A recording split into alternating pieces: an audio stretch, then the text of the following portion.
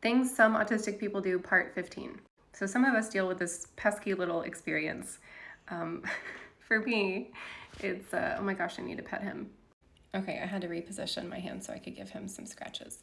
So for me, this particular experience, it kind of seems to happen all of a sudden. Like I'll just run into a wall where I'm overwhelmed by this feeling. And that pesky feeling experience is this idea of the fear of being perceived. So all of a sudden, I just will not want to be looked at. I won't want people to think about me. I won't want people to form any sort of opinion or idea about who I am. It shows up in things like when I have to make a phone call, you better believe I do not want anybody else around to notice what I'm doing. Whenever I'm eating, I really don't like to eat around other people most of the time. And in grocery stores, which are notoriously stressful situations and environments for autistic people, I'm going to find the aisle that has nobody on it, and I'm going to go down that aisle and I'm going to make my route based on which aisles are empty because I just don't want other people to even look at me.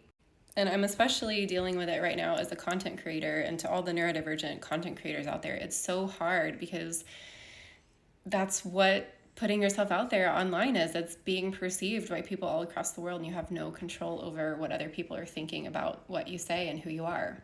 So I guess my advice is just, err on the side of rest and too much pets. I pet him too much.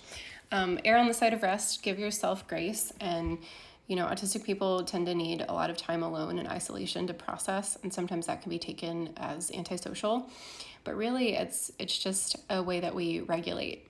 So if you find yourself being kind of overwhelmed by how other people think of you, just know that you're not alone. It tends to be an autistic experience. I'm still kind of uncovering why this is, and I'd love to hear your thoughts in the comments.